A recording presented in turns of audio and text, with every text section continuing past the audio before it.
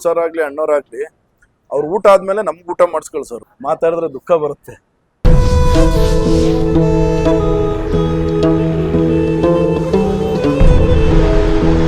ವಾಪಸ್ ಎಲ್ಲ ಊಟ ಬಡಿಸಿ ಪಾತ್ರೆ ತಗೊಂಡ್ ಬರ್ಬೇಕಾದ್ರೆ ಗೇಟ್ ಹತ್ರ ಬಂದು ಬತ್ತಿರಪ್ಪ ತುಂಬಾ ಧನ್ಯಗಳು ಅನ್ನದಾತ ಸುಖಿ ಭವ ಅಂತ ನಮಗ್ ಕೈ ಮುಗಿತಾ ಇದ್ರು ಅಂದ್ರೆ ನಾವ್ ಯಾರು ಅವ್ರ ಮುಂದೆ. ಹೌದು. ನಮಸ್ಕಾರ ಸರ್. ನಮಸ್ತೆ. ಹೇಳಿ, ನಿಮ್ಮ ಪರಿಚಯ ಮಾಡ್ಕೊಡಿ ನಮಗೆ. ಸರ್ ನಾನು ಮಾರುತಿ ಅಂತ. ನಾವು ಸಾಲಿಗ್ರಾಮ, ಮೈಸೂರು ಜಿಲ್ಲೆ ಕೇರ್ನಗರ ತಾಲೂಕು. ಅಪ್ಪು ಅವರ ತಾಯಿ ಪಾರ್ವತಮ್ಮ ಅವರು ನಮ್ಮೂರು. ಓಕೆ. ಸಾಲಿಗ್ರಾಮದಿಂದ. ಸೊ ಇಲ್ಲಿ ನವಯುಗದಲ್ಲಿ ನೀವು ಎಷ್ಟು ದಿನದಿಂದ ಅಥವಾ ಎಷ್ಟು ವರ್ಷದಿಂದ ಕೆಲಸ ಮಾಡ್ತಾ ಇದ್ದೀರಾ? ಸರ್ 27 ವರ್ಷ ಆಯ್ತು. 1998ರಿಂದ. ಸೊ ನಮ್ಮ ಕಾರಣ ನಮ್ಮ ದೊಡ್ಡಪ್ಪನೇ ಆಗ್ಬೇಕು, ಸಾರಾ ಗೋವಿಂದ ಅವರು. ನಾವು ಸುಮ್ಮನೆ ಅವರು ಸಿನಿಮಾ ಇಂಡಸ್ಟ್ರಿಯಲ್ಲಿ ವರ್ಕ್ ಮಾಡೋಣ ಅಂತ ಕರೆಸ್ಕೊಂಡ್ರು. ನನಗೆ ಅಲ್ಲಿ ಸೆಟ್ ಆಗದೆ ಇರೋದ್ರಿಂದ ನಮ್ಮ ಇಲ್ಲಿ ಮೇನ್ ಓನರ್ ಬಂದು ನಮ್ಮ ಸಾರಾ ಗೋವಿಂದ ಅವರು ಭಾರಿ ಸ್ನೇಹಿತರು. ಸರಿ ನೀನು ಇಲ್ಲೇ ಇರಪ್ಪ ಅಂತ ಹೇಳಿ ಅವಾಗ್ಲಿಂದ 98ಇಂದ ಇಲ್ಲೇ. ನಾನು ನವಯುಗದ ಬಗ್ಗೆ ತುಂಬಾ ಕೇಳ್ಪಟ್ಟಿದ್ದೀನಿ. ಆದ್ರೂ ಕೆಲವೊಂದು ವಿಚಾರಗಳ ನೀವು ತಿಳಿಸ್ಕೊಟ್ರೆ ನಮಗೂ ಸಂತೋಷ ಆಗುತ್ತೆ, ನಮ್ಮ ಆಡಿಯನ್ಸ್ಗೂ ಸಂತೋಷ ಆಗುತ್ತೆ. ಸೊ ಈ ನವಯುಗ ಹೇಗೆ ಶುರುವಾಯಿತು ಅದ್ರ ಬಗ್ಗೆ ಒಂದ್ ಸ್ವಲ್ಪ ತುಣುಕು ಕೊಡಿ. ಅವತ್ತಿನ ದಿನ ಬಿರಿಯಾನಿ ಟೇಸ್ಟ್ ಆಗಿರ್ಬೋದು, ಅವತ್ತಿನ ದಿನ ಬಿರಿಯಾನಿ ಬೆಲೆ ಆಗಿರ್ಬೋದು, ಅವತ್ತೇಗಿತ್ತು ಇವತ್ತೇಗಿತ್ತು ಸರ್. ಇಲ್ಲ, ಈಗ ನೀವು ಇಷ್ಟವರೆಗೂ ನೀವು ಮಾತಾಡ್ಸಿದ್ರಲ್ಲ ಮೋಹನ್ ರಾವ್ ಸರ್, ಅವರು ಇಲ್ಲಿ ಓದಕ್ಕೆ ಬಂದ್ರು. BE ಮಾಡ್ತಾ ಇದ್ರು MS ರಾಮಯ್ಯ ಕಾಲೇಜಲ್ಲಿ.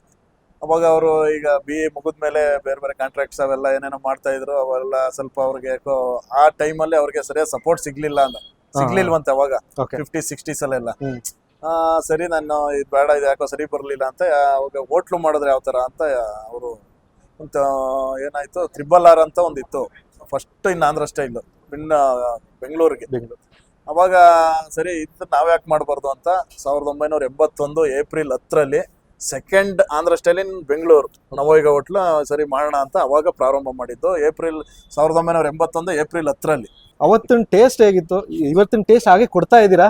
ಸರ್, ಅವತ್ತಿನ ಟೇಸ್ಟ್ ಹೇಗಿತ್ತು ಅಂದ್ರೆ ಆ ಕಾಲದಿಂದ ಬರ್ತಾ ಇರೋರೆಲ್ಲ ನಾವು ಕೇಳಿದ್ ತಿಳ್ಕೊಂಡಿದೀವಿ. ಏನಪ್ಪ ಆ ಕಾಲದ ಬರೀ ₹1 ಇವರು ಓಪನ್ ಮಾಡಿದಾಗ ₹4 ಬಿರಿಯಾನಿ ಅಂತೆ. 81ನಲ್ಲಿ ನೀವು ಏನೇ ತಗೊಂಡ್ರು ₹4. ನೀವು ಚಿಕನ್ ನಾರ ತಗೊಳ್ಳಿ, ಮಟನ್ ನಾರ ತಗೊಳ್ಳಿ, 4ರಿಂದ 4 10 ಪೈಸಾ, 4 ಆಣೆ, 50 ಪೈಸಾ ಹಂಗಂಗೆ ಜಾಸ್ತಿ ಆಗಿ ಇವತ್ತಿನವರೆಗೆ ಈ ತರ ರೇಟ್ ಬಂದು ನಿಂತಿದೆ. ಅವಾಗೆಲ್ಲ ಬಿಡಿ, ಅವಾಗ ನಾವು ಅವಾಗ ನಾವು ಯಾಕೆಂದ್ರೆ ನಾನು ಅದಕ್ಕಿಂತ ಮುಂಚೆ ನಾವು ಗೊತ್ತಿಲ್ಲ ನನಗೆ. ಆದ್ರೆ ಹೇಳಿದ್ನ ಕೇಳಿದ್ದೀನಿ. ನಿಮ್ಮ ಹೋಟ್ಲಿಗೆಲ್ಲ ಬರ್ತಾ ಇದ್ವಪ್ಪ, ಕ್ಯೂ ನಿಂತ್ಕೊಂತಾ ಇದ್ದೋ, ಕಾಯ್ತಾ ಇದ್ದೋ, ಆ ತರ ಊಟ ಮಾಡ್ಕೊಂಡು ಹೋಗ್ತಾ ಇದ್ದೋ. ಇವತ್ತು ಅದೇ ತರ ಉಳಿಸ್ಕೊಂಡ್ ಬಂದಿದ್ರಿ ಅಂದ್ರೆ ನಾವು ಯಾವ ಹೋಟ್ಲು ಈ ತರ ನೋಡೇ ಇಲ್ಲ ನಾವು. ಎಷ್ಟೇ ಇದಾದ್ರೂ ಟೇಸ್ಟ್ ಹಂಗೆ ಇದೆ. ಅದೇ ತರ ಕಾಯ್ಕೊಂಡು ಊಟ ಮಾಡ್ಕೊಂಡು ಹೋಗ್ತಾರೆ. ಯಾಕೆಂದ್ರೆ ಒಂದು ಹೋಟ್ಲು ಡಿಪಾರ್ಟ್ಮೆಂಟ್ ಅಲ್ಲಿ ಕಾಯಕ್ಕೆ ಈಗ ಯಾರಿಗೂ ಟೈಮ್ ಇಲ್ಲ ಇವತ್ತಿನ ಪ್ರೆಸೆಂಟ್ ಸಿಚುವೇಶನ್ ಅಲ್ಲಿ. ಅದ್ರಲ್ಲೂ ನೀವು ಕಾಯ್ಕೊಂಡು ಊಟ ಮಾಡ್ಕೊಂಡು ಹೋಗ್ತೀರಾ ಅಂದ್ರೆ ಅದನ್ನ ಏನ್ ವ್ಯಾಲ್ಯೂ ನೀವು ಉಳಿಸ್ಕೊಂಡಿದ್ದೀರಾ ಅಂತ ಇವತ್ತು ಎಲ್ಲ ಹೇಳ್ಬಿಟ್ಟು ಹೋಗ್ತಾರೆ. ಹೌದು, ಖಂಡಿತವಾಗ್ಲು. ಇವತ್ತು ನಾವು ಕೂಡ ಬಂದು ಹೆಚ್ಚು ಕಮ್ಮಿ 1 ಅವರ್ ಕಾದಿದ್ದೀವಿ. ಆದ್ರೆ ಕಾದಿದ್ದು ಖಂಡಿತವಾಗ್ಲೂ ಮೋಸ ಆಗಿಲ್ಲ. ಇವಾಗ ನಾನು ಜನ್ಸಿ ಬಗ್ಗೆ ಹೇಳ್ತಾ ಇದ್ದೆ. ಇವಾಗ ನನ್ನ ಬಗ್ಗೆನೇ ಹೇಳ್ಕೋಬೇಕು ಅಂದ್ರೆ ಹೋಟೆಲ್ ಶುರುವಾಗಿ 45 ವರ್ಷ. ನನಗೆ ಇವತ್ತವರೆಗೂ ಅಷ್ಟು ವಯಸ್ಸು ಆಗಿಲ್ಲ. ಅಷ್ಟು ಜನ, ಅಷ್ಟು ವರ್ಷದಿಂದ ಅಷ್ಟು ಜನ, ಅಷ್ಟು ಸಾವಿರ ಜನ, ಲಕ್ಷಾಂತರ ಜನಕ್ಕೆ ಸರ್ವ್ ಮಾಡಿದ್ದಾರೆ.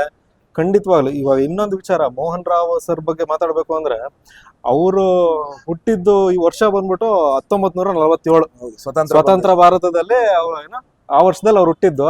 ಅಲ್ಲಿಂದ ಭಾರತಕ್ಕೆ ನವಯುಗ ಶುರು ಆದ್ರೆ ಈ ನವಯುಗ 80ರಲ್ಲಿ ಶುರು ಆಯ್ತು. ಅದ್ರಲ್ಲೂ 81ರಲ್ಲಿ. ಅದ್ರಲ್ಲಿ ಎಂತ ಸೋಜಿಗ ಇದೆ ನೋಡಿ, ಏನ್ ಕೋಇನ್ಸಿಡೆನ್ಸ್. ಅವರು ಸ್ವತಂತ್ರ ಭಾರತ, ನವಯುಗ ಭಾರತದಲ್ಲಿ ಅವರು ಏನು ಹುಟ್ಟಿದ್ದು, ಅದೇ ನವಯುಗನ ಇವರು 81ರಲ್ಲಿ ಶುರು ಮಾಡಿದ್ರು. ಬಹಳ ಸೋಜಿಗ ಇದು. ಏನು ಕೇಳೋದಕ್ಕೆ, ಇದನ್ನ ತಿಳ್ಕೊಳ್ಳೋದಕ್ಕೆ ಒಂದು ಸಂತೋಷ. ಅದೇ ನಮಗೂ ಖುಷಿನೇ. ಯಾಕೆಂದ್ರೆ ಆ ಟೈಮಲ್ಲಿ ಈ ತರ ಒಂದು ಹೋಟ್ಲು ಒಂದು ಇದಾಕೊಂಡು ಐಡಿಯಾ ಆಂಧ್ರ ಸ್ಟೈಲೇ ಇಡಬೇಕು. ಅವಾಗೆಲ್ಲ ಆಂಧ್ರ ಸ್ಟೈಲ್ ಬಿರಿಯಾನಿ ಏನು ಅಂತ ಗೊತ್ತಿರ್ಲಿಲ್ಲ. RRR ಇತ್ತು, ಆದ್ರೂ ಆಂಧ್ರ ಸ್ಟೈಲ್ ಶೈಲಿಯನ್ನೆಲ್ಲ ಪ್ಲೇಟಲ್ಲಿ ಏನೋ ಕೊಡ್ತಿದ್ರಂತ RRR ಅಲ್ಲಿ. ಆಮೇಲೆ ಸ್ವಲ್ಪ ತಟ್ಟೆ ಮೇಲೆ ಬಾಳೆಯಲ್ಲೇ ಆಂಧ್ರ ಸ್ಟೈಲ್ ಅಂದ್ರೆ ಹಂಗೆ ಬಾಳೆಯಲ್ಲೇ ಊಟ, ಆ ತರ ಪಪ್ಪು, ತುಪ್ಪ, ವೈಟ್ ರೈಸು, ಚಟ್ನಿ ಪುಡಿ, ಅದ್ರ ಜೊತೆ ಆಂಧ್ರ ಸ್ಟೈಲ್ ಅಂತ. ಆಮೇಲೆ ನಾವು ಆ ಐಡಿಯಾದ್ಮೇಲೆ ನಮ್ಮ ಯಜಮಾನ್ರು main Mohan Rao sir open ಮಾಡಿ ಅದು ಸಿಕ್ಕಾಪಟ್ಟೆ ಸಕ್ಸಸ್ ಆಗೋಯ್ತು. ಜನಗಳಿಗೆ ಹೊಸ ರುಚಿ ಅಂದ್ರೆ ಏನೋ ಈಗ ನಾವು ಒಂದು ಚಿಕ್ಕ ಹೋಟ್ಲಲ್ಲಿ ಇಡ್ಲಿ, ವಡೆ, ದೋಸೆ ಆ ತರ ತಿಂತಿದ್ದವ್ರಿಗೆ, ಏನೋ ಒಂದು ಮಿಲಿಟರಿ ಹೋಟ್ಲು ಆ ಕಾಲದಲ್ಲೆಲ್ಲ ಏನೋ ಚಿಕನ್, ಮಟನ್ ಆ ತರ ಇದ್ದವ್ರಿಗೆ ಇದೊಂಥರ ಬಿರಿಯಾನಿ, ಆ ತರ ಚಿಲ್ಲಿ ಚಿಕನ್, ಆ ತರ ವೆರೈಟಿ ಮಾಡ್ಕೊಟ್ಬಿಟ್ಟು ಆಗ ಆ ಕಾಲಕ್ಕೆ ಹೊಸ್ತವ್ ಅವ ಎಲ್ಲ ರುಚಿ ಇದ್ ಮಾಡ್ಕೊಂಡು ಇದು ಅಣ್ಣವ್ರ ಗಂಟೆ ಹೋಗಿ ತಲುಪೋ ಇದೇ ಕಾರಣ. ರುಚಿ, ಟೇಸ್ಟು, ಆ ಜಂಗುಳಿ ಯಾಕೆ ಇತ್ತು ಆ ತರ. ಯಾಕೆಂದ್ರೆ ಒಂದ್ ಹೇಳ್ತೀನಿ, P. ಧನರಾಜ್ ಅಂತ ನೀವು ಕೇಳಿರ್ತೀರ, ಪ್ರೊಡ್ಯೂಸರು. H2O ಆಮೇಲೆ ಜೋಡಿ ಸುಮಾರು ಪಿಕ್ಚರ್ ಮಾಡಿದ್ರೆ. ಆಗ ಅವ್ರು ಏನ್ ಮಾಡ್ತಾ ಇದ್ರು ಅಂದ್ರೆ ಆ ಕಾಲಕ್ಕೆ ಎಲ್ಲೆಲ್ಲಿ ಶೂಟಿಂಗ್ ನಡೀತಾ ಇರ್ತದೆ ಅವರು ಊಟ ಕೊಡೋ ವ್ಯವಸ್ಥೆ. ಈಗ ನಾವು ಬಫೆ ಈಗ ಏನೋ ಒಂದು ಈಗ ಕೇಂಟ್ರಿಗೆ ಅಂತ ಏನ್ ಹೇಳ್ತೀವಿ, ಆ ಕಾಲಕ್ಕೆ ಅವರು ಶೂಟಿಂಗು ಎಲ್ಲೆಲ್ಲಿ ನಡೆಯುತ್ತೆ ಕನ್ನಡ ಸಿನಿಮಾ ಎಲ್ಲೆಲ್ಲಿ ಊಟ ತಗೊಂಡು ಹೋಗೋದು ಕೊಡೋದು ಆ ತರ ಇತ್ತು. ಅವರೇ ಮಾಡಿಸ್ಕೊಂಡು ಹೋಗೋರು, ಇಲ್ಲಾಂದ್ರೆ ಹೋಟ್ಲಲ್ಲೇ ತಗೊಂಡೋಗಿ ಕೊಡೋರು. ಈ ತರ ಅವರು ಯಾವಾಗ್ಲೂ ಒಂದ್ಸರಿ ಬಂದಾಗ ನಾವೀಗ ಊಟ ಮಾಡಿದ್ದಾರೆ, ಯಾಕೆ ಇಷ್ಟೊಂದು ಚೆನ್ನಾಗಿದೆಯಲ್ಲ ಇದು ಅಂತ ಹೇಳಿದಾಗ ಯಾವ್ದೋ ಒಂದು ಅಣ್ಣವ್ರ ಶೂಟಿಂಗ್ ನಡೀತಾ ಇತ್ತು. ಅಣ್ಣ ಈ ತರ ಒಂದು ಹೊಸ ಹೋಟ್ಲ್ ಓಪನ್ ಆಗಿದೆ, ಹೋಟೆಲ್ ನವೋಗ ಅಂತ, ಒಂದ್ಸರಿ ಊಟ ಮಾಡಿ ನೋಡಿ ಅಂತೇಳಿ ಊಟ ತಗೊಂಡೋಗಿ ಅಣ್ಣವ್ರಿಗೆ ಕೊಟ್ರಂತೆ. ಅವ್ರಿಗೂ ಹೊಸ ರುಚಿ ಇದು ಭಾರಿ ಇಷ್ಟ ಆಗೋಯ್ತು ಅವ್ರಿಗೆ ಏನಪ್ಪಾ ಅಂದ್ರೆ ಊಟ ಆದ್ಮೇಲೆ ಒಂದ್ ತೇಗ್ ಬಂದ್ರೆ ಒಂದ್ ತೇಗ್ ಬರಲಿಲ್ಲ, ಹೊಟ್ಟೆ ನೋವ್ಲಿಲ್ಲ, ಗ್ಯಾಸ್ಟ್ರಿಕ್ ಆಗ್ಲಿಲ್ಲ, ಅಜೀರ್ಣ ಆಗ್ಲಿಲ್ಲ, ಇಷ್ಟೊಂದ್ ಚೆನ್ನಾಗಿದೆಯಲ್ಲ ಊಟ ಯಾತು ಅಂತೇಳಿ ಅವತ್ತಿಂದ ನಾನು ಅನ್ಕೊಂಡಾಗ 82 ಊಟ ಮಾಡಿದವರು ಇವತ್ತಿನವರೆಗೂ ನಿರಂತರ ಅವ್ರ ಮನೆಗೆ ಹೋಗ್ತಾ ಇದೆ. ಅದೇ ಕಾರಣ ಸಕ್ಸಸ್ ಆಗಕ್ಕೆ. ಆಮೇಲೆ ಅಣ್ಣವರು ಇದೆಲ್ಲ ಮಾಡಿ ಬಂದು ಪೇಪರ್ ಇದೇ ಕೊಟ್ಬಿಟ್ಟಿದ್ರು, ಹೋಟೆಲ್ ನವೋಗ ರುಚಿ ಬಹಳ ಚೆನ್ನಾಗಿದೆ, ಊಟ ಮಾಡಿ ಅನ್ನೋದೊಂದು ಯಾವ್ದೋ ಪ್ರೆಸ್ ಮೀಟ್ ಅಲ್ಲಿ ಹೇಳ್ಬಿಟ್ಟಿದ್ರು. ಅವ್ರು ಹೇಳಿದ್ರೆ ಕೇಳ್ಬೇಕಾ, ಅವಾಗ್ಲಿಂದ ರಾಜ್ಕುಮಾರ್ ಹೋಟ್ಲ್ ಅಂತ ಫೇಮಸ್ ಆಗೋಯ್ತಿದೆ. ಇದನ್ನ ನಾವು ನವೈಗ ಹೋಟೆಲ್ ಅಂತಾನು ಅಂತೀವಿ, ಅಣ್ಣವ್ರ ಹೋಟೆಲ್ ಅಂತೀವಿ. ನೀವು ಅಣ್ಣವ್ರಿಗೆ ಬಡಿಸ್ಬೇಕಾದ್ರೆ ಅಥವಾ ಅಣ್ಣವ್ರ ಫ್ಯಾಮಿಲಿ ಅವ್ರಿಗೆ ಬಡಿಸ್ಬೇಕಾದ್ರೆ ನಿಮ್ ಎಕ್ಸ್ಪೀರಿಯನ್ಸ್ ಹೇಗಿತ್ತು? ಆ ಊಟನ ತಿಂದು ಆ ಸವಿದು ಅವ್ರ ಅನುಭವ ನಿಮ್ ಜೊತೆ ಹೇಗೆ ವ್ಯಕ್ತಪಡಿಸಿದ್ರು? ಅದಕ್ಕಿಂತ ಮುಂಚೆ ಎಷ್ಟೋ ಊಟ ಮಾಡ್ಬಿಟ್ಟಿದ್ರು. ನಾವು ಅದಕ್ಕಿಂತ ಮುಂಚೆ ನಾವು ಪ್ರಥಮ ಬಾರಿಗೆ ಅಣ್ಣವ್ರಿಗೆ ಊಟ ತಗೊಂಡೋಗಿ 98ರಲ್ಲಿ. ನಾನು ಬಂದ ವರ್ಷನೇ ಯಾಕೆಂದ್ರೆ ಇಲ್ಲಿ ಒಂದು ಪದ್ಧತಿ ಇದೆ, ಅಣ್ಣವ್ರು ಹುಟ್ಟದಬ್ಬಾಗಿ ಮಾರನೇ ಬೆಳಗ್ಗೆಗೆ, ನಮ್ಮ ಹೋಟ್ಲ್ ಆನಿವರ್ಸರಿಯಾಗಿ ಮಾರನೇ ಬೆಳಗ್ಗೆಗೆ. ಆಮೇಲೆ ಅಣ್ಣವರು ಏನ್ ಮಾಡೋರು ಅಂದ್ರೆ, ಅವ್ರು ಗೊತ್ತಲ್ಲ ನಿಮ್ಗೆ, ವೈಟ್ ಹೌಸ್ ಸದಾಶಿವನಗರದಲ್ಲಿ ಇತ್ತು. ವೀಕೆಂಡ್ ಯಾವ್ದಾರ ಹಬ್ಬ ಹರಿದಿನಗಳಾದ್ರೆ ಅವ್ರ ಕುಟುಂಬದವರೆಲ್ಲ ಸೇರ್ಬೇಕು, ತಂಗಿ ಮಕ್ಕಳು, ಅಕ್ಕ ಅವ್ರ ತಮ್ಮನ ಮಕ್ಕಳು, ಅವ್ರ ಪಾರ್ವತಮ್ಮ ಅಕ್ಕ ಅವ್ರ ತಂಗಿ ಮಕ್ಕಳು, ಅವರೆಲ್ಲ ಒಂದು ಸೇರಿದ ಒಂದು 150 ಜನ ಫುಲ್ ಅಣ್ಣವ್ರ ಫ್ಯಾಮಿಲಿ, ಅಕ್ಕವ್ರ ಫ್ಯಾಮಿಲಿ, ಗಾಜನೂರಿಂದ ಇರ್ಬೋದು, ನಮ್ಮ ಸಾಲಿಗ್ರಾಮದಿಂದ ಇರ್ಬೋದು, ಎಲ್ಲ ಒಂದು ಏನೋ ಅಣ್ಣವ್ರ ಮನೆ ಒಂದು ವಿಶೇಷ ಪೂಜಾ ಕಾರ್ಯಗಳಿರುತ್ತೆ, ಬಂದು ಸೇರ್ಬಿಡೋರು. ಆ ಟೈಮ್ಗಳಲ್ಲಿ ನಮ್ಮ ಹೋಟ್ಲಿಂದಾನೇ ಊಟ ಹೋಗ್ತಾ ಇತ್ತು. ನಾನು ಹೋಗಿದ್ದು ಫಸ್ಟ್ ಏಪ್ರಿಲ್ 24 ನೆಕ್ಸ್ಟ್ ಡೇ, ಅಣ್ಣವ್ರ ಬರ್ತಡೇ ನೆಕ್ಸ್ಟ್ ಡೇ 25ಕ್ಕೆ ನಾವು ಮಾಮೂಲಿ ಇಲ್ಲಿ ಕಳಿಸ್ತಾ ಇದ್ರಲ್ಲ, ಅವಾಗ ನನಗೂ ಒಂದು ಸೌಭಾಗ್ಯ ಸಿಕ್ತು ಹೋಗಕ್ಕೆ. ಆಗ ನೋಡಿ ನಮ್ಮ ಏನಪ್ಪಾ ಅಂದ್ರೆ, ನಾವು ಅಣ್ಣವ್ರನ್ನ ಒಂದು ಕಲ್ಪನೆ ಇರುತ್ತೆ, ಯಾಕೆಂದ್ರೆ ಎದುರುಗಡೆ ಜಾಸ್ತಿ ನೋಡಿಲ್ದೆ ಹೋದ್ರು ಸಿನಿಮಾಗಳಲ್ಲಿ ಮಾತ್ರ ನಾವು ಕಲ್ಪನೆ, ಅಣ್ಣವ್ರೊಬ್ಬ ಸೂಟು ಬೂಟು ಬಾಂಡ್ ಶೈಲಿ, ಹಳ್ಳಿ ರೈತ, ಆತರ ಎಲ್ಲ ಒಂದು ಕಲ್ಪನೆ ಇರ್ತದೆ. ಡೈರೆಕ್ಟ್ ಆಗಿ ನೋಡಿದಾಗ ಇವ್ರ ಅನ್ಸ್ಬಿಡ್ತು ನಮ್ಗೆ, ಇಷ್ಟೊಂದು ಸಿಂಪಲ್ ಅಂತ. ಅಂದ್ರೆ ಯಾರಿಗೂ ಅಣ್ಣವ್ರು ನೋಡಿದ್ರೆ ನಾವ್ ಏನ್ ಹೇಳ್ದಾದ್ರು ಕೈ ಮುಗಿಬೇಕು ಅನಿಸ್ಬಿಡ್ತದೆ. ಅದೇ ಫಸ್ಟ್ ಏಪ್ರಿಲ್ 25, 1998. ಯಾಕೆಂದ್ರೆ ಗಳಿಗೆ ಮರೆಯಕ್ಕಾಗಲ್ಲ ಬಿಡಿ. ಅದು ನಾವೇ ಊಟ ಬಡಿಸ್ದವ್ರಿಗೆ, ನೀವೇ ಬಡಿಸ್ರಪ್ಪ ಅಂದ್ರು, ನಾವೇ ಬಡಿಸ್ತು. ಅವರು ಏನೋ ಗುಣ ಏನಪ್ಪಾ ಅಂದ್ರೆ, ಅವಾಗ್ಲಿಂದ ಸ್ಟಾರ್ಟ್ ಆಗಿದ್ದು 2006ವರೆಗೂ ನಿರಂತರವಾಗಿ ಎಷ್ಟೋ ಸರಿ ಊಟ ತಗೊಂಡೋಗ್ಬಿಟ್ಟಿದೀನಿ, ಎಷ್ಟೋ ಸರಿ ಬಡಿಸ್ಬಿಟ್ಟಿದೀನಿ. ಯಾಕೆಂದ್ರೆ ಆ ಎಕ್ಸ್ಪೀರಿಯನ್ಸೇ ಬೇಡ ಬಿಡಿ. ಅಣ್ಣವ್ರು ಊಟ ಮಾಡೋದು ನೋಡ್ಬಿಟ್ರೆ ಅಯ್ಯೋ ನಾವು ನಿಂತ್ಕೊಂಡೇ ನೋಡ್ತಾ ಇರ್ತೀವಿ. ಯಾಕೆಂದ್ರೆ ಅಣ್ಣವ್ರು ಊಟ ಮಾಡೋದು ಏನಪ್ಪಾ ಅಂದ್ರೆ ಅಷ್ಟೇ ಗೌರವ. ಅವ್ರು ಯಾರಿಗೆ ಗೌರವ ಕೊಡಿ, ಊಟಕ್ಕೆ ಅಷ್ಟು ಗೌರವ ಕೊಡ್ತಾ ಇದ್ರು. ಏನಪ್ಪಾ ಬಡಿಸ್ತೀಯ ಅಣ್ಣ ಇನ್ನೊಂದ್ ಸ್ವಲ್ಪ ಹಾಕಪ್ಪ. ಅವ್ರು ಹೊಟ್ಟೆ ತುಂಬಿದ್ರು ನಮ್ ಪ್ರೀತಿಗೆ ಅಣ್ಣ ನಾವೇ ಬೇಡ, ನಮ್ ಹಿಂಸೆಯಾಗಿ ಊಟ ಮಾಡೋದ್ ಬೇಡ ಅಂತ. ಫಸ್ಟ್ ಎಲೆ ನಾವ್ ಏನೇ ಇದ್ರು ಇಲ್ಲಿಂದಾನೆ, ಎಲೆ ಬಾಳೆ ಎಲೆ ಇರ್ಬೋದು, ಬೀಡನು ಇಲ್ಲಿಂದಾನೆ ತಗೊಂಡ್ ಹೋಗ್ತಾ ಇದ್ದು. ಊಟ ಆದ್ಮೇಲೆ ಬೀಡ ತಿಂತಾ ಇದ್ರು, ಅದೆಲ್ಲ ತಗೊಂಡ್ ಹೋಗ್ತಿದ್ವು. ಫಸ್ಟ್ ನಾವ್ ಎಲೆ ಹೆಂಗೆ ಆಗ್ತಾ ಇದ್ದೋ ಊಟ ಮಾಡಕ್ಕೆ ಅಂದ್ರು ಅಷ್ಟೇ ಅದೇ ತರ ಎಲೆ ಇರ್ತಾ ಇತ್ತು ಅವ್ರದ್ದು. ಆಮೇಲೆ ಅಕ್ಕಪಕ್ಕ ನೋಡ್ತಾ ಇರೋರು, ಒಂದ್ ಅಗ್ಳು ಏನಾರ ಬಿದ್ದಿದ್ಯಾ, ಒಂದು ಚೂರು ವೇಸ್ಟ್ ಮಾಡ್ತಾ ಇರ್ಲಿಲ್ಲ. ಅವ್ರ ಮೊಮ್ಮಕ್ಳು ಅವ್ರ ಮುಂದೆ ಊಟ ಕೂತ್ಕೋತಾ ಇರ್ಲಿಲ್ಲ, ಬೈದ್ ಬಿಡ್ತಾರೆ ಅಂತ ಬಿಡಬಾರ್ದು. ಅವ್ರ ಮುಂದೆ ಯಾರು ಊಟಕ್ಕೆ ಕೂತ್ಕೊಂಡ್ರು ಬಿಡಬಾರ್ದು. ನೀವು ಎಷ್ಟು ಊಟ ಮಾಡ್ತಿರೋ ಅಷ್ಟೇ ಹಾಕ್ಸ್ಕೊಬೇಕು, ಬುಟ್ಟಿ ಹೋಗ್ಬಾರ್ದು. ಅದಕ್ಕೆ ಅವ್ರು ಸಪ್ರೇಟ್ ಕೂತ್ಕೊಂಡ್ಬಿಡೋರು ಮೊಮ್ಮಕ್ಳೆಲ್ಲ. ವಿನಯ್, ರಾಘು, ಆಮೇಲೆ ವಿನಯ್, ಈಗ ನಮ್ ಗುರು ಅವರೆಲ್ಲ ಚಿಕ್ಕವ್ರು. ಅವಾಗ ನಾವು ಊಟ ತಗೊಂಡೋಗ್ಬೇಕಾರೆ 27 ವರ್ಷದಿಂದ ಅವರು ಬೈದ್ ಬಿಡೋರು. ಅಣ್ಣರು ಬೈಯೋದು ಅಂದ್ರೆ ಊಟ ವೇಸ್ಟ್ ಮಾಡ್ಬಾರ್ದಪ್ಪ, ಏನೇ ಮಾಡಿದ್ರು ಪಾಪ ಅದೆಷ್ಟು ಬೆಳೆಯಕ್ಕೆ ಎಷ್ಟು ಕಷ್ಟ, ಅದೆಲ್ಲ ಇನ್ನಲ್ಲೇ ಹೇಳ್ಬಿಡೋರು ಅವ್ರು. ಅದು ಬಿಡಿ, ಅದು ವ್ಯಕ್ತಿತ್ವ, ಇದು ಗುಣ ಯಾರಿಗೂ ಬರಲ್ಲ ಸರ್, ನಾವು ನೋಡೂ ಇಲ್ಲ. ಚಿಕ್ಕವರೆಗೂ ಎದ್ದು ಮಾತಾಡಿಸ್ತಾ ಇದ್ದು ನಾವು ನೋಡಿದ ಅಣ್ಣವ್ರಿಗೆ. ನಾವು ವಾಪಸ್ ಎಲ್ಲ ಊಟ ಬಡಿಸಿ ಪಾತ್ರೆ ತಗೊಂಡ್ ಬರ್ಬೇಕಾದ್ರೆ ಗೇಟ್ ಹತ್ರ ಬಂದು ಬತ್ತೀರಪ್ಪ, ತುಂಬಾ ಧನ್ಯಗಳು, ಅನ್ನದಾತ ಸುಖಿ ಭವ ಅಂತ ನಮಗ್ ಕೈ ಮುಗಿತಾ ಇದ್ರು. ಅಂದ್ರೆ ನಾವ್ ಯಾರು ಅವ್ರ ಮುಂದೆ, ನಮ್ಗೆ ಏನು ಗೊತ್ತಿಲ್ಲ. ದೊಡ್ಡವ್ರಿಗೆ ಗೌರವ ಕೊಡ್ಬೇಕು, ಆಮೇಲೆ ಯಾರೋ ಹಿರಿಯರು ಬಂದ್ರೆ ನಮಸ್ಕಾರ ಮಾಡ್ಬೇಕು, ಕಾಲ್ ಮುದ್ದು ಅವ್ರು ನೋಡೇ ಕಲ್ತಿದ್ದು. ಅಣ್ಣವ್ರು ನೋಡೇ ನಮ್ ತಂದೆ ತಾಯಿ ಗೌರವ ಕೊಡ್ಬೇಕು, ಗುರುಹಿರನ್ನ ನಾವು ಗೌರವ ಕೊಡ್ಬೇಕು ಅಂತ ಹೇಳಿ. ನೀವು ನಂಬ್ತಿರಾ ಬಿಡ್ತಾರೆ, 90% ಅಣ್ಣವ್ರಿಂದಾನೇ ಕಲ್ತಿದ್ದು. ನಮ್ಗೇನೆ ಗೊತ್ತಿಲ್ಲ, ನಾವೆಲ್ಲ ಹಳ್ಳಿ ಕಡೆಯಿಂದ ಬಂದಿರೋರು. ಊಟ ಹೆಂಗ್ ಬೇಕಂಗೆ ಅವ್ರು ನೋಡೇ ನಾವು ಇವತ್ತು ಊಟಕ್ಕೆ ಏನ್ ಬೆಲೆ ಕೊಡ್ಬೇಕು, ತಂದೆ ತಾಯಿಗೆ ಏನ್ ಬೆಲೆ ಕೊಡ್ಬೇಕು, ಗುರುಹಿಯರಿಗೆ ಏನ್ ಬೆಲೆ ಕೊಡ್ಬೇಕು, ಅಣ್ಣವ್ರಿಂದಾನೇ ನಾವು ಕಲ್ತಿರೋದು. ಅಂದ್ರೆ ಅಣ್ಣವರು ಬರೀ ಆನ್ ಸ್ಕ್ರೀನ್ ಅಲ್ಲ, ಆಫ್ ಸ್ಕ್ರೀನ್ ಕೂಡ ಪರ್ಸನಲ್ ಆಗಿ ಮೀಟ್ ಮಾಡಿದಾಗಲೂ ಅವ್ರ ಹತ್ರ ಆದರ್ಶಗಳು ತುಂಬಾನೇ ಇತ್ತು. ಅವ್ರ ಸಿನಿಮಾದಲ್ಲಿ ತುಂಬಾ ಆದರ್ಶಗಳು ಅಥವಾ ತುಂಬಾ ಏನೋ ಮೆಸೇಜ್ ಕೊಡೋಂತ ಸಿನಿಮಾಗಳು ಅವ್ರು ಎಷ್ಟು ಮಾಡಿದಾರೋ, ಅದೇ ರೀತಿ ನಿಜ ಜೀವನದಲ್ಲಿ ಅವ್ರನ್ನ ಪರ್ಸನಲ್ ಆಗಿ ಮೀಟ್ ಮಾಡಿದಾಗಲೂ ಅಷ್ಟೇ ಆದರ್ಶಗಳಿತ್ತು. ಅವ್ರ ಹತ್ರ ಕಲಿಯೋಂಥದ್ದು ಅಷ್ಟೇ ವಿಚಾರಗಳಿತ್ತು ಅಂತ ಇವಾಗ ಮಾರುತಿ ಅಣ್ಣ ಅವ್ರಿಗೆ ಹೇಳ್ತಾ ಇದಾರೆ. ನಮಗೆ ಕಲಿಯೋದೇನಿಲ್ಲ, ಅವ್ರು ನೋಡ್ಬಿಟ್ರೆ ಸಾಕು ಸರ್. ಅವ್ರೇನ್ ಹೇಳ್ಕೊಟ್ಟಿಲ್ಲ ನಮ್ಗೆ ಇದೇ ತರ ನಡ್ಕೊಳ್ಳಿ. ಅವ್ರ ಅಣ್ಣವ್ರ ಮಕ್ಳಿಗೆ ಹೇಳ್ಕೊಟ್ಟಿಲ್ಲ ಬಿಡಿ. ಅವ್ರು ಅರ್ಧ ಗಂಟೆ ಅವ್ರು ನೋಡ್ಬಿಟ್ರೆ ನಮ್ಗೆ ಅದು ಬಂದ್ಬಿಡುತ್ತದು. ಹಂಗಾರೆ ನಾನೇನ್ ಹೇಳದ್ ಬಿಟ್ಟು ನೋಡಿ ಇಲ್ಲೇ ಹೇಳ್ತಾ ಇದಾರೆ, ನೋಡಿದ್ರೇನೆ ಗೊತ್ತಾಗ್ಬಿಡುತ್ತಂತೆ. ಸೊ ಇದೊಂದು ವಿಚಾರ ಎಲ್ರು ಕಲಿಬೇಕಾಗಿರೋದು. ನೆಕ್ಸ್ಟ್ ಈಗ ನೀವು ಪುನೀತ್ ರಾಜ್ಕುಮಾರ್ ಅವ್ರ ಜೊತೆ ಅಂತೂ, ಅಪ್ಪು ಸರ್ ಜೊತೆ ಅಂತೂ ಬಹಳ ಕ್ಲೋಸ್ ಆಗಿದ್ದಾರೆ. ಹೌದು, ಅವರು ಏನು ಸಿನಿಮಾ ಫೀಲ್ಡ್ ಬರೋಕ್ಕಿಂತ ಮುಂಚೆ ಅಥವಾ ಹೀರೋ ಆಗೋಕ್ಕಿಂತ ಮುಂಚೆಯಿಂದಾನು ಬರ್ತಾ ಇದಾರೆ. ನೀವು ಅವ್ರ ಜೊತೆನೂ ಏನೋ ಒಡನಾಟ ಮಾಡಿದೀರಾ, ಅವ್ರಿಗೂ ಊಟ ಬಡಿಸಿದೀರಾ. ಸೊ ಅವ್ರ ಜೊತೆ ಅನುಭವ ಹೇಗಿದೆ? ಕುಟುಂಬಕ್ಕೆಲ್ಲ ಬಡಿಸ್ಬಿಟ್ಟಿದ್ದೀನಿ ಸರ್.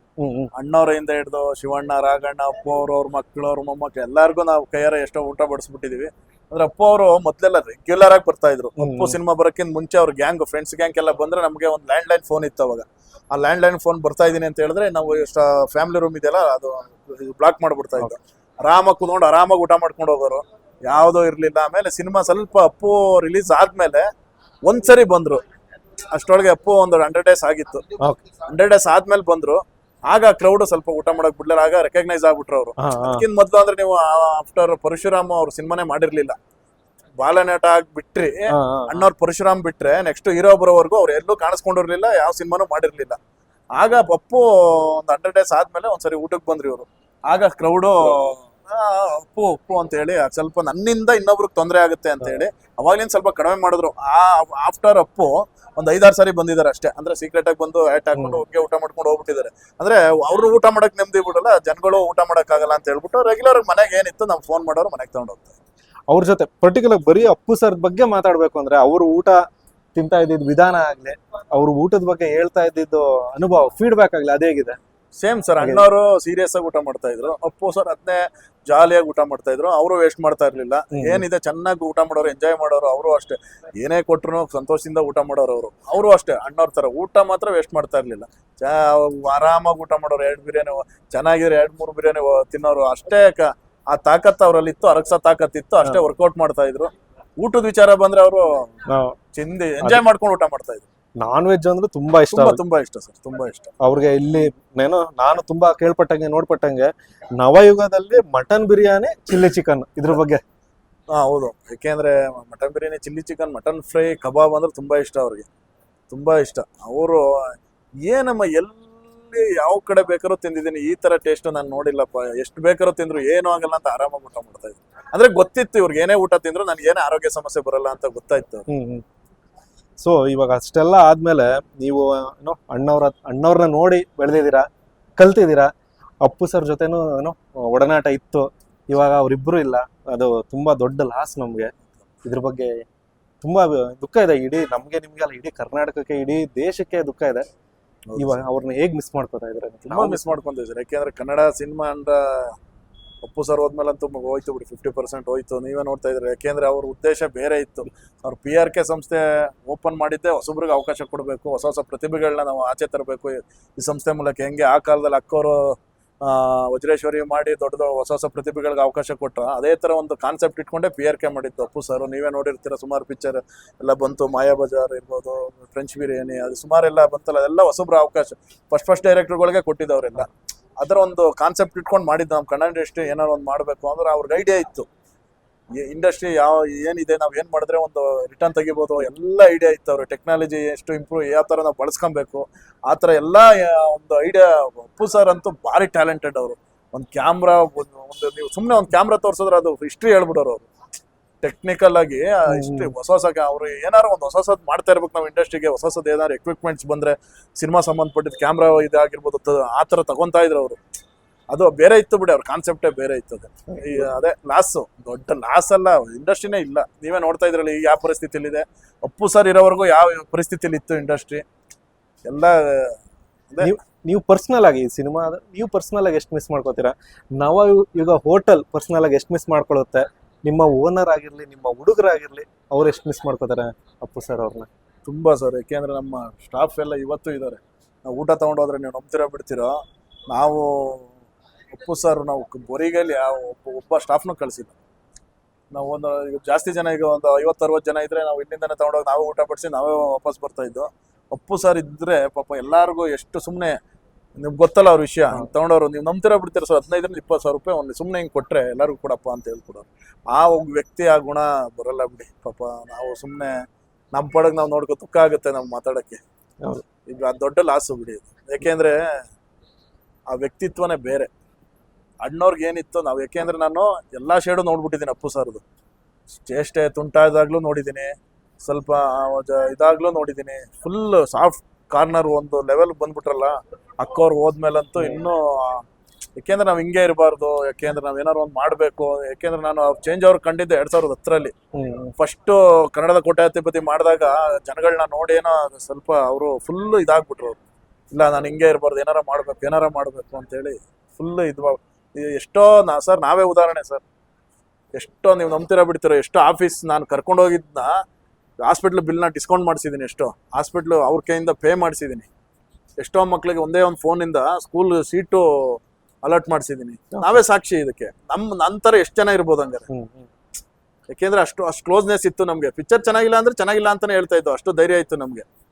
ಸರ್ ಈ ತರ ಮಾಡಬೇಡಿ ಅಷ್ಟೇ. ಸುಮಾರು ಪಿಕ್ಚರ್ ಹಂಗೆ ಹೇಳಿದ್ದೀನಿ ನಾನು, ನೀವು ಯಾವ್ದು ಮಾಡಬೇಕು ಯಾವ್ದು ಮಾಡಬಾರ್ದು, ನಿಮ್ಮ ಲೆವೆಲ್ ಏನು, ನಿಮ್ಮ ಪ್ರೇಕ್ಷಕರು ಯಾವ ತರ ಇಷ್ಟಪಡ್ತಾರೆ ಅವೆಲ್ಲ ನಮ್ಗೆ ಕೇಳ್ತಾ ಇದ್ರು. ಯಾಕೆಂದ್ರೆ ಫಸ್ಟ್ ಆದ್ರೆ ನೆಕ್ಸ್ಟ್ ಡೇ ಊಟ ಅವ್ರಲ್ಲಿ.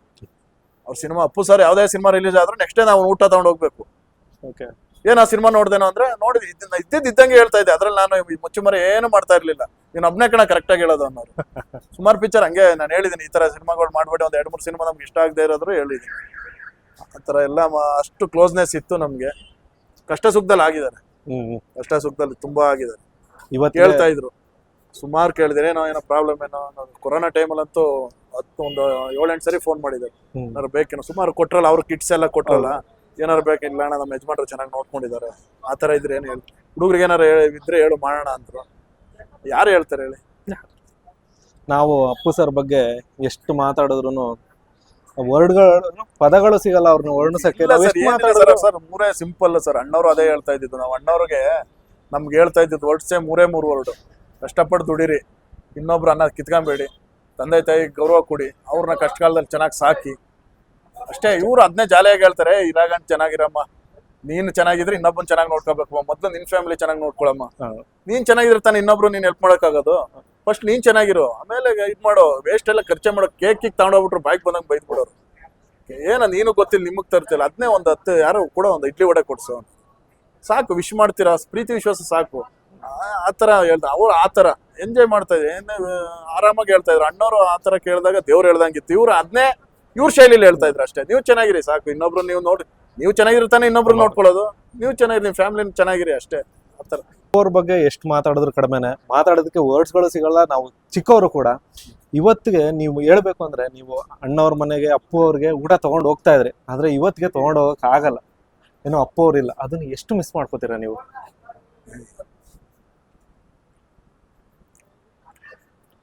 ಅದು ಮಾತಾಡಿದ್ರೆ ದುಃಖ ಬರುತ್ತೆ. ನಾವೇ ಕಳ್ಕೊಂಡ್ಬಿಟ್ಟಿದ್ದೀವಿ ನಾವು. ಯಾಕೆಂದ್ರೆ ಅದು ಅವ್ರ ಬಗ್ಗೆ ಮಾತಾಡ್ಬಿಟ್ರೆ ಆಟೋಮೆಟಿಕ್ ಇದಾಗ್ಬಿಡುತ್ತೆ.